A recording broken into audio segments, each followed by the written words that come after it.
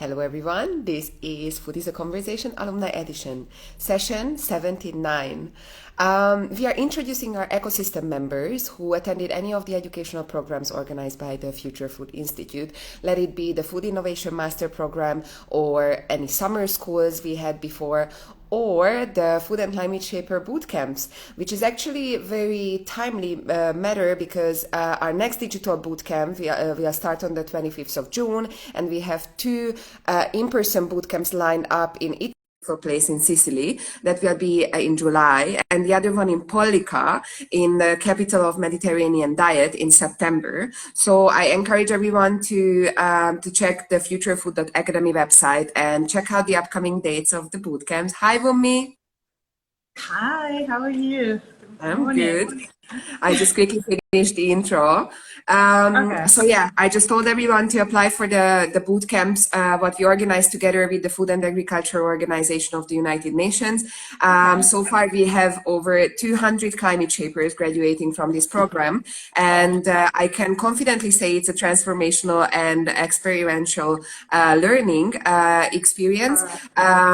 So we will also talk about this a bit more with Wunmi, and yeah, so it will be a very casual conversation. If you would like to join the conversation, please feel free to post your questions in the chat, but you can be sure I'm prepared to ask Wunmi a lot of questions.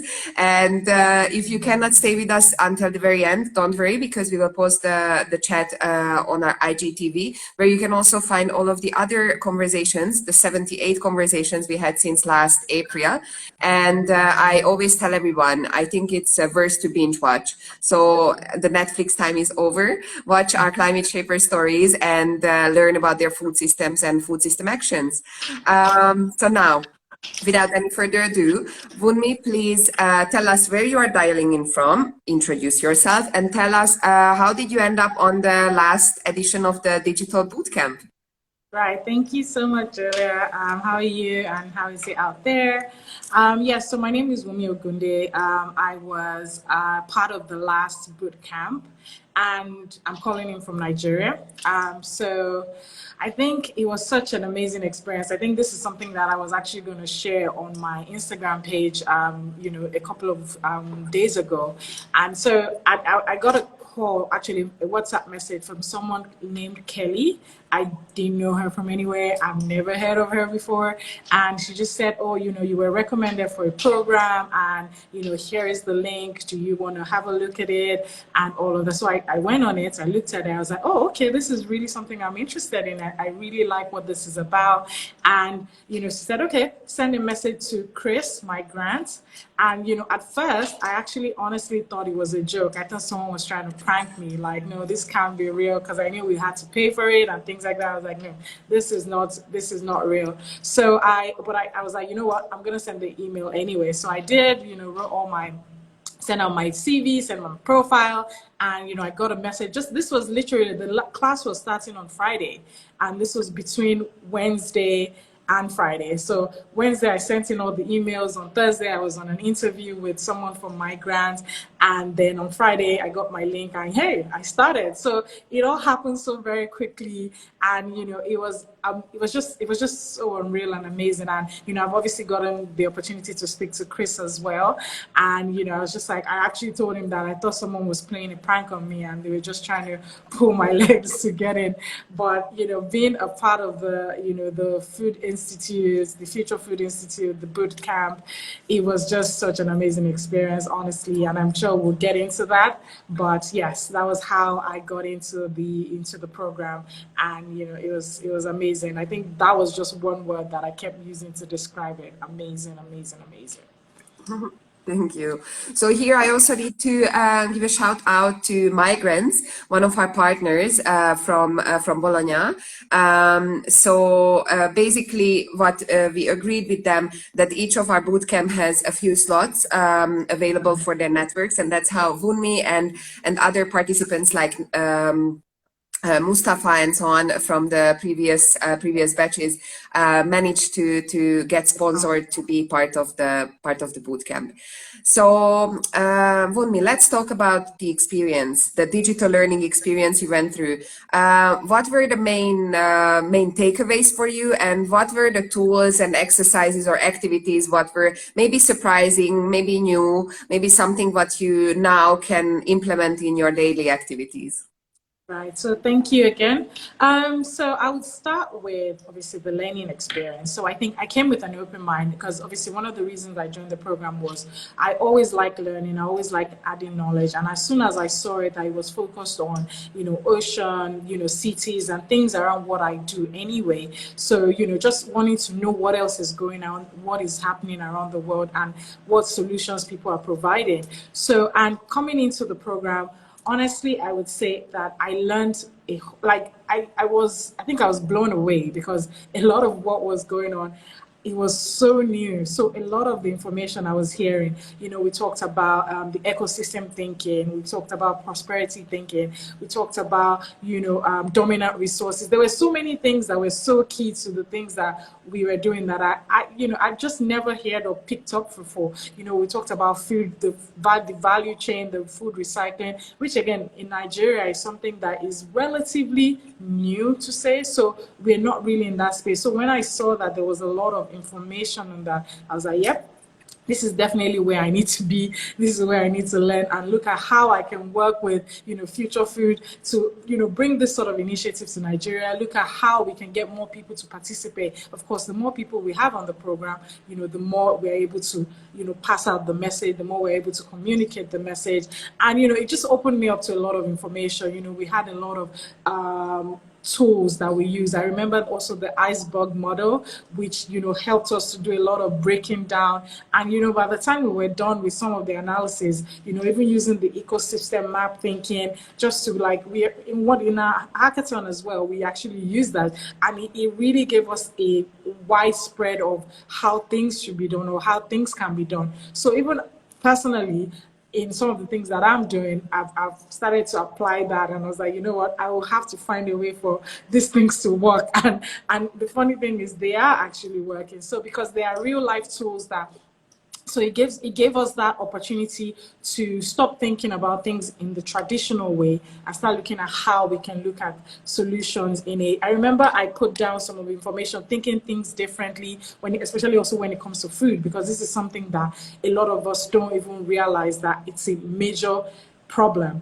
And looking at Nigeria, I always said, when I just being a part of the program, I took back a lot of information and I was like, look, we are having food insecurity problem because we waste a lot, and how can we begin to conserve that? How can we begin to manage that? What are the processes that we can be put in place? And that was the opportunity that I got from the bootcamp, whereby I could take some of these things back and start applying them and looking at how I can connect to communities and take some of the information back to them. So it really did help me. I remember I wrote down, one of the things that I wrote down, I remember Peter's class, it was like talking about us not being too late, thinking about the future. And so there were so many interesting things, talking about taste and how we can reconstruct food and how we can remember to put in the taste. It was just, like I said, there are a lot of information that I also want people to learn from, and looking at how we can even do some sort of knowledge transfer to people. So not just us, we're not just the only one benefiting, so we can always move on. So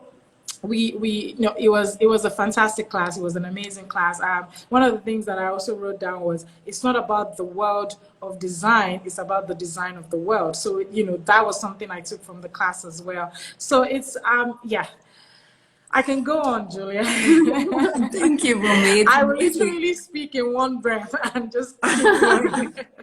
Yes, but it's a very it's an amazing way for us also to hear and get the feedback outside of having the post bootcamp surveys and everything.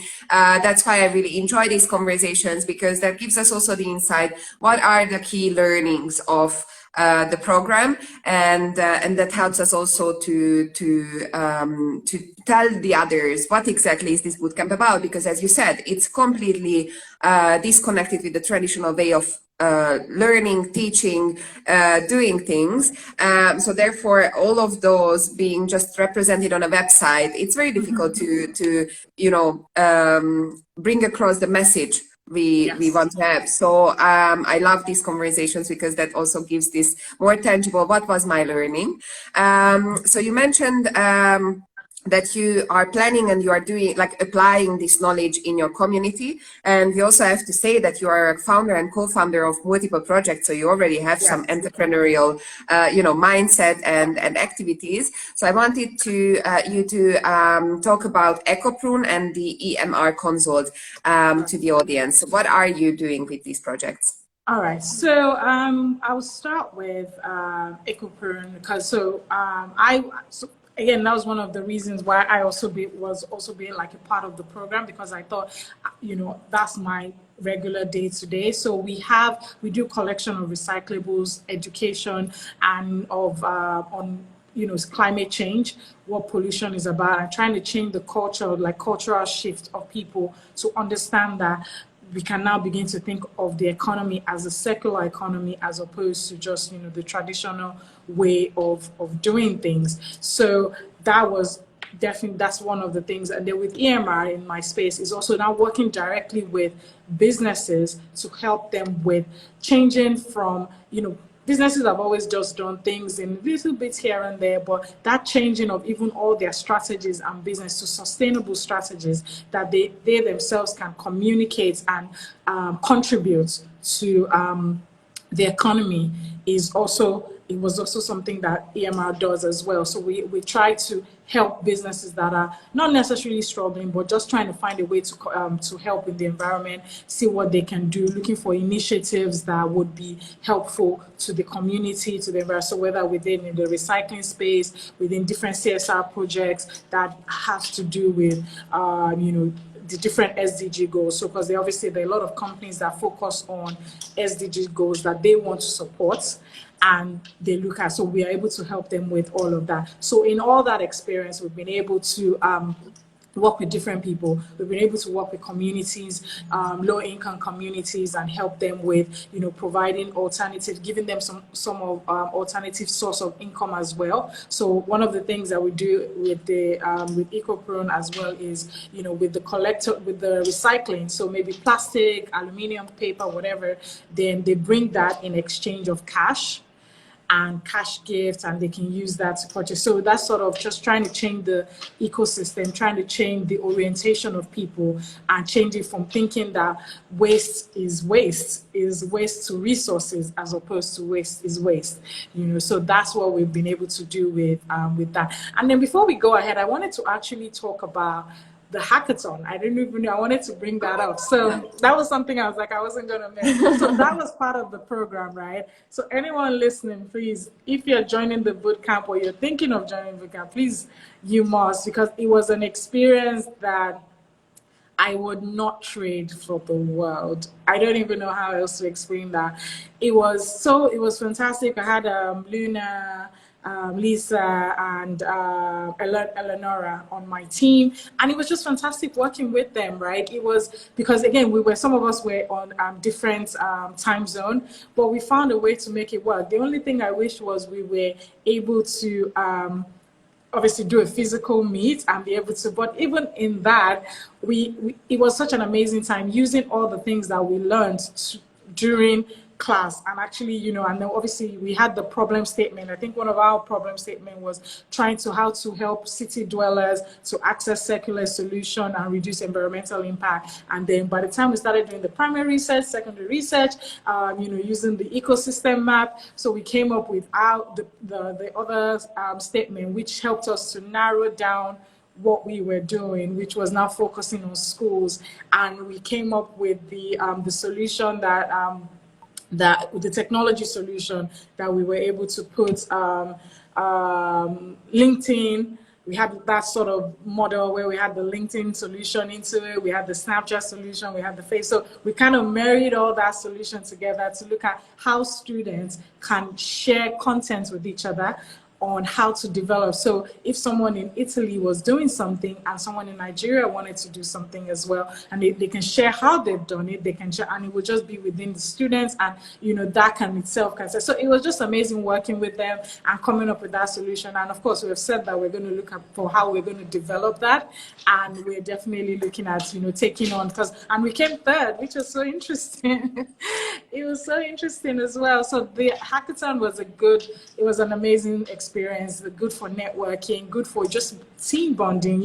It helped you to rest on everyone's strength, because when others were not strong, the other person you could lean on them, and then the other part. So everyone so it was a way whereby Eleonora, she was a student, we relied on her to think, what students were thinking, and Luna and Lisa, they were good with also designing, and I came up, I had like solutions around business solutions, and it was just fantastic how we were able to work together. And I think that's something that is fantastic about the program again. So I was just thinking, I was like, yeah, I knew I wanted to say that. Thank you.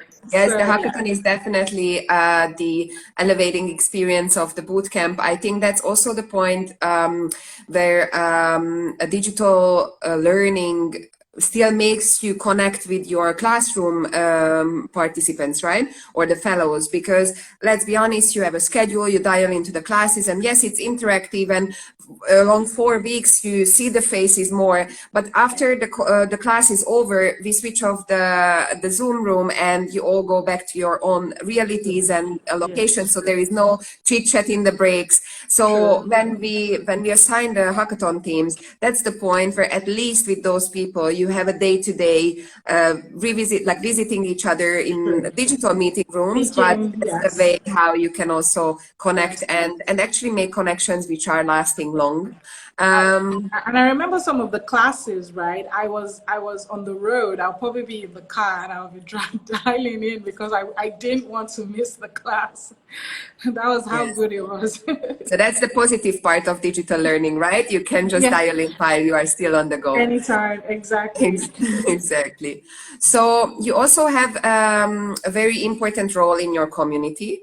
And I think it also relates to the climate shaping actions and the pledges, what you commit to at the end of the bootcamp, and that's through this Women for Sustainability Network. So I wanted to ask you to tell us a bit more about the actions, what you are doing there. Right, thank you for that. So with the Women for Sustainability Network, so one of the first projects, so basically it's registered as an NGO. So one of the first projects we've done was focused on climate action and renewable and affordable renewable. So what we did was have like a capacity training for women that wanted to be go into recycling, that wanted to go into renewable energy and know what to do. And so one of the things that I thought about after being a part of this program was to use that network as well to start talking about food, right? So looking at how we can develop like a project that will be focused on that, because one of the things I looked around and I was like, there's not a lot of conversation around that I've noticed, especially where we are in Nigeria, or I live in Lagos, that is specifically focused on food, understanding the value chain and how we can preserve it, food recycling and all of that. So right now I'm working on a few projects on how I can develop something that would appeal to people maybe in the agriculture sector, in even the sustainability sector, that would actually help them within that network too. So it's through that I can further push that agenda. And obviously at some point I was hoping I would obviously reach out to Future Foods, because I know I can't do it alone, and see how we can work together. There might be some things that maybe I can share with the people that are here that we can also use to enlighten and provide more understanding of what is going on now, how we can preserve in the future, and just for the long course, and create that network, further create that network that would all of us find a way of doing things together. So that's where we're pushing it to now. So creating a project that is focused on that, and just using the network to focus on zero hunger, climate action, and things that are focused around sustainability, really. Yeah, I think it's very important to to finally work with these sustainability development goals. I also come from a country where I feel very little part of society actually knows about these goals, and we should just implement it in a daily conversation, because on one way or another, everyone can take action, and we just need to help them to identify or like kind of facilitate these actions. So yes, I'm very happy and more than happy to connect and see what tools we can provide you to use in your network. And would you mind telling us a bit more about this network? So how many women are in this network? What kind of profiles are working together towards reaching a sustainable goals? Okay, so yeah, that's fine. So it's a growing network. So I think right now, I remember during the training we had about 60 people or so. So it's obviously growing. It's just, and again, it's one of those things that because of everyone's schedule, we always try to look at what time is convenient for everyone and all of that. But that doesn't still stop us from passing the message across. And so we're also looking at reaching more. Initially, we had like a WhatsApp group. So now we're looking at expanding it and just reaching out to people even more through emails and all of that. Maybe sending out daily, weekly digest or something that will just help them. And so it's just a small WhatsApp group whereby we have people that are coming to do training and things like that. So it's still but it's a growing number. And then there are a lot of women that are part of also that I know that when I reach out to them to maybe do training or to talk to people, they're always willing to participate or join on board. And they're like, okay, well, look, we're happy to share our knowledge. We're happy to share what we have. So it's still a growing network, but it's a platform where we're looking to empower women. We're looking to collaborate.